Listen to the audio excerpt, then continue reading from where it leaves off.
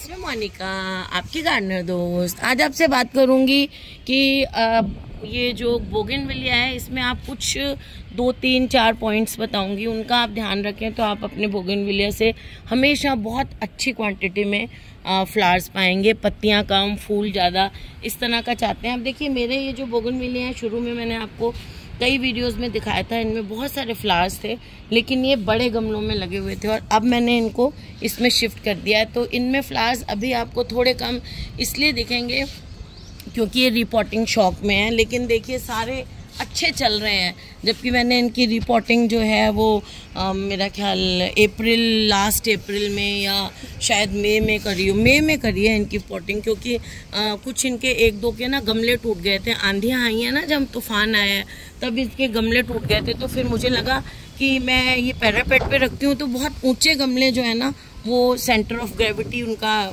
ऊपर होता है थोड़ा, तो हवा से वो गिर जाते हैं। तो अब मैंने ये ऐसे वाले कुंडों में, अर्लियर भी ये इन्हीं कुंडों में थे लेकिन फिर मैंने इनको गमलों में शिफ्ट कर दिया था। अब मैंने दोबारा इनमें शिफ्ट कर दिया, तो थोड़ा सा इसलिए आपको फ्लावर्स मेरे इनमें कुछ कम दिखेंगे। अभी रिपोर्टेड जो प्लांट होते हैं ना वो थोड़ा सा टाइम लेता है, शौक में जाता है। तो चलिए फिर हम क्या बात कर रहे हैं इसमें। तो सबसे पहली चीज़ तो ये है कि इनकी जो बोगनविलिया की जो सॉइल है ना, आप देखिए, आपको दिया दिखाएगी सॉइल इनकी, देखिए इस तरह से होनी चाहिए। ये अभी आंधी चल रही है हमारे यहाँ, मैं ऐसे करूँगी तो ये उड़ती है, ये देखिए ऐसी होनी चाहिए सॉइल इसकी, मतलब बिल्कुल अच्छी वेल ड्रेन्ड। क्योंकि ये जो है ना एक तरह से हम कहें रेगिस्तान का पौधा है, डेजर्ट का प्लांट है बोगनविलिया। तो इसमें जो है वो मिट्टी जो है ना नॉर्मल, जैसे आप बाकी जगहों की नॉर्मल सी मिट्टी होती है ना, लोमी सॉइल होती है, थोड़ी सी बाइंड करती है पानी को, और ऐसे ऐसे अलग अलग नहीं होती है। वो मिट्टी जो है ना अगर गमलों में लगाएं तो देखिए, ज़मीन में लगाएं तो ये चल जाता है सब जगह क्योंकि एक्स्ट्रा पानी ड्रेन हो जाता है नीचे।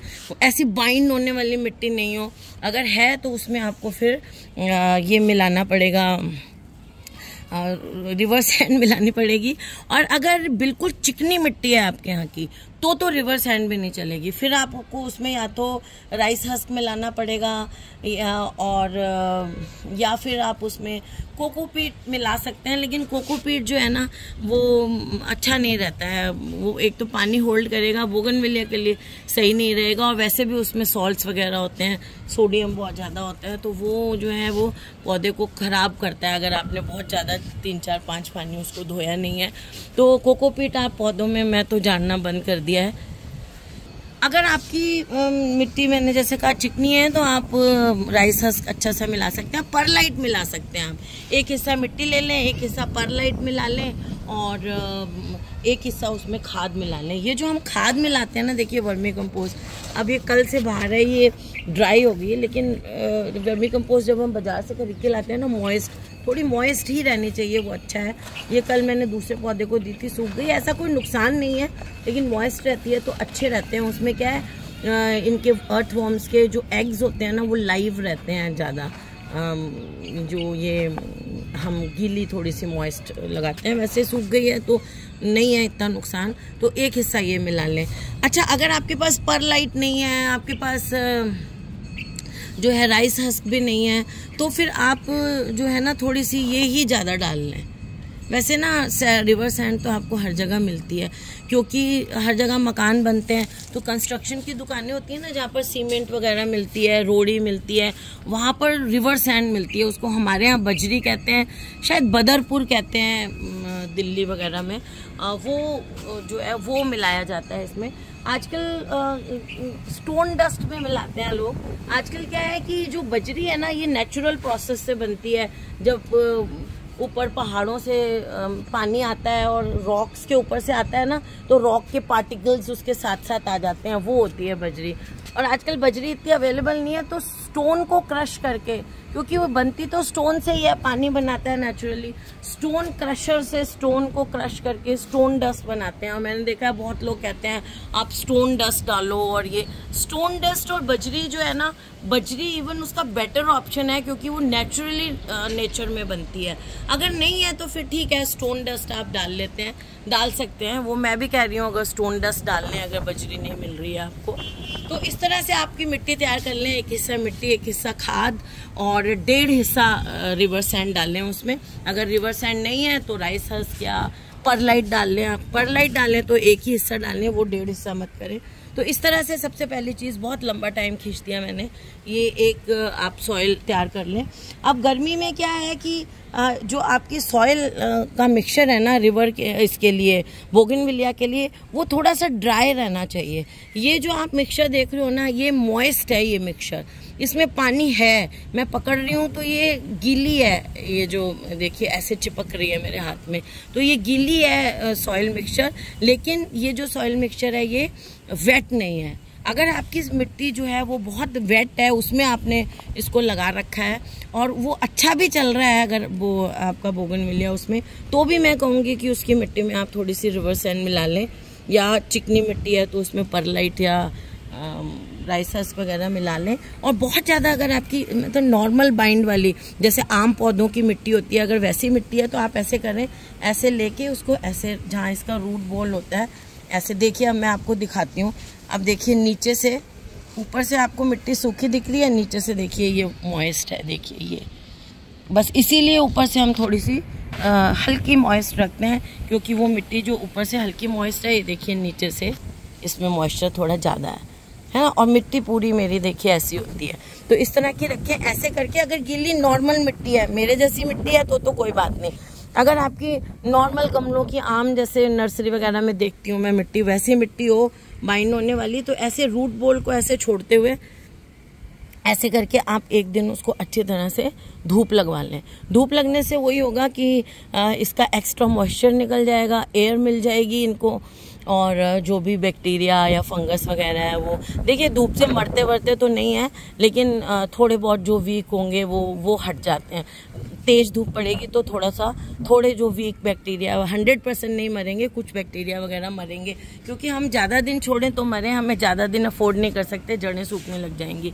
तो हमें एक दिन उसको रख दें आप, और हवा लगने दें, वो रखने दें। और फिर उसके बाद आप क्या करें, देखिए जो मैं आपको अभी बता रही हूँ, अभी ये गर्मी का मौसम होता है ना, ये बोगनविलिया के फ्लावरिंग का होता है।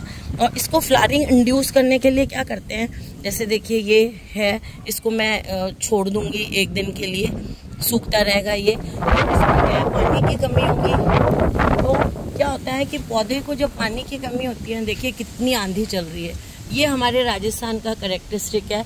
हो सकता है आजकल और भी चल रही हो सब जगह, लेकिन हमारे यहाँ ये हमेशा हर साल चलती है, तो हम लोग यूज्ड टू हैं आंधी आने के। तो ऐसे आपने छोड़ दिया, उसके बाद आपने क्या करना है, वैसे तो ये प्रोसीजर अगर आपने कर लिया है, फरवरी में कर लिया है, तो रिपीट करने की इतनी कोई ज़रूरत नहीं है। लेकिन फरवरी में आपने अगर नहीं दिए हैं ये खाद, तो देखिए अब भी दे सकते हैं। ये देखिए ऐसे, इसको फरवरी में दे सकते हैं। या बोगनविलिया ऐसा पौधा है कि इसको आप देर से भी, अब ये जैसे इसकी थोड़ी जड़ से दूर रखेंगे, हम ये मेन स्टेम से थोड़ा दूर रखेंगे इसको, और इसके बीच में हम थोड़ा सा फंजीसाइड भी डाल सकते हैं, 1 चम्मच। मैंने डाला हुआ है इसलिए अभी मुझे ज़रूरत नहीं है, तो आपने ऐसे इसमें ये डाल दिया। अगर गीली मिट्टी है तो सुखाना है, अगर मेरे जैसी मिट्टी है आपने बनाई हुई है तो सुखाने की ज़रूरत नहीं है। और एक बात, अगर बहुत आपकी बाउंड वाली मिट्टी है, गीली है, तो आप बोगनविलिया की मिट्टी इस मौसम में भी चेंज कर सकते हैं। बोगनविलिया, अडेनियम, इनकी रिपोर्टिंग हम इस मौसम में कर सकते हैं। आप देखिए मैं भी इस टाइम आपको करके दिखा रही हूँ। फिर हमने इसको ऊपर से ऐसे ढक दिया, ये देखिए।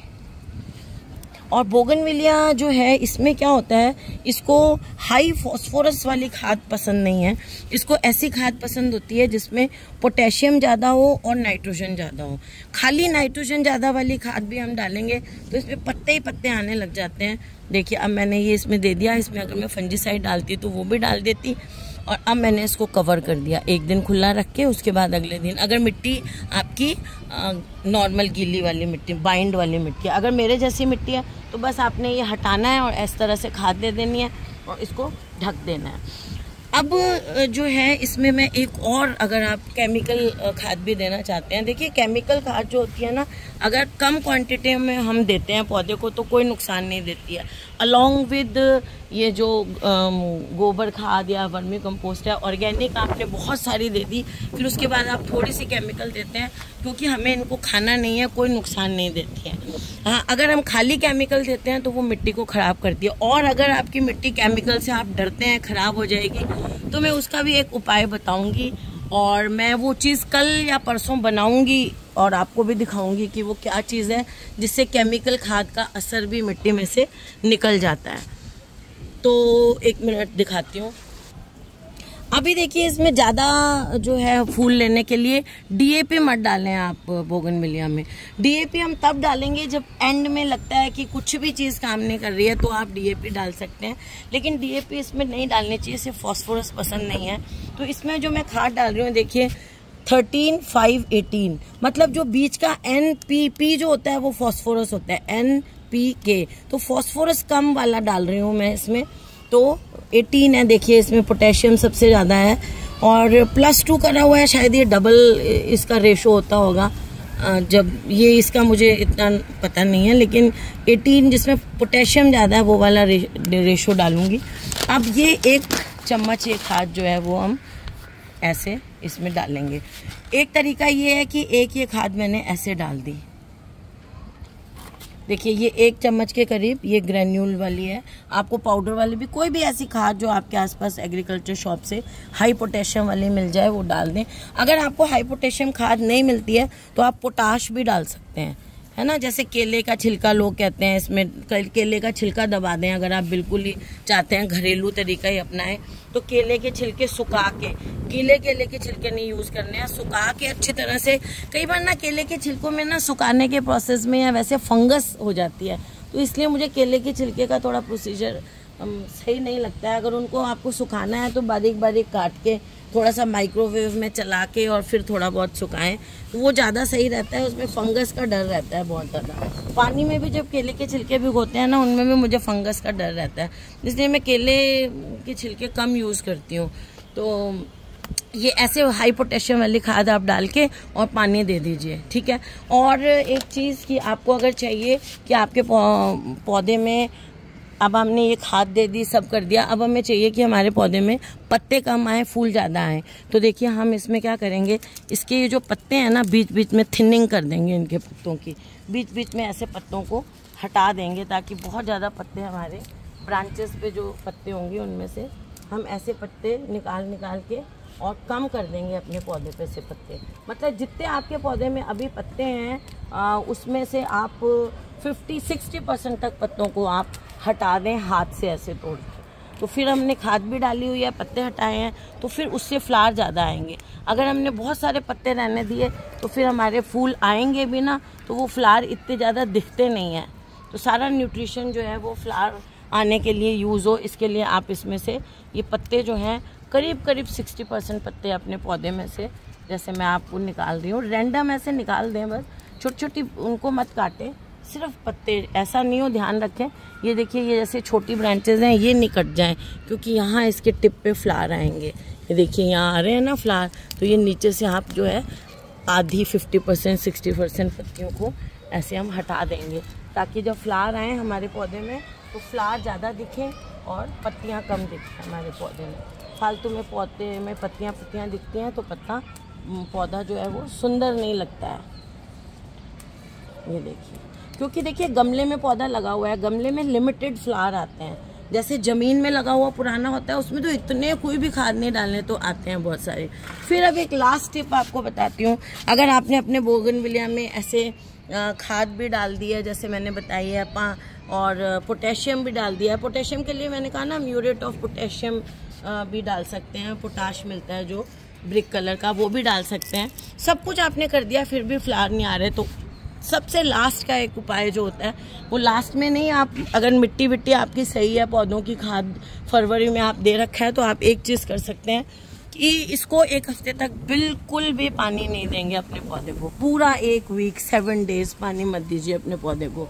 और 7 डेज के बाद जो आप पानी दें अपने पौधे को, उस पानी में या तो आप वर्मी कंपोस्ट वाला पानी दें या उस पौधे में आप 1 चम्मच तो पोटाश मिला लें और आधा चम्मच DAP मिला लें, हाफ चाय का चम्मच DAP और 1 जो चम्मच है वो आप इसमें, अब मेरे को डर लग रहा है, इतनी आंधी आ रही है मेरे पौधे को, इसको सपोर्ट देती हूँ कोई ईंट या पत्थर का, तो ये मिला लें 1 चम्मच पोटाश और आधा चम्मच, और वो वाला पानी दें 1 हफ्ते बाद अब अपने पौधे को, और उसके बाद 2 दिन फिर पानी नहीं दें, और उसके बाद जो रेगुलर आप 1 दिन में 2 दिन में पानी देते हैं वो दें। फिर देखिए आपके पौधे में कितनी फ्लावरिंग आती है। और अगर आपने ये तरीका अपनाओगे और उसके बाद इस तरीके का रिजल्ट आप मुझे मेरी आने वाली वीडियोस के कमेंट बॉक्स में ज़रूर दीजिएगा। तो फ्रेंड्स, अगर आप अपने बोगनविलिया में बहुत सारा फ्लावर्स चाहते हैं, हेल्दी चाहते हैं, आप देखिए मेरे में, मैं आपको बता रही हूँ, रिपोर्टिंग शॉक के कारण कम आ रहे हैं फ्लावर्स, तो इस वीडियो को लाइक करिएगा, शेयर करिएगा और मेरे चैनल को सब्सक्राइब करिएगा। Okay friends, bye.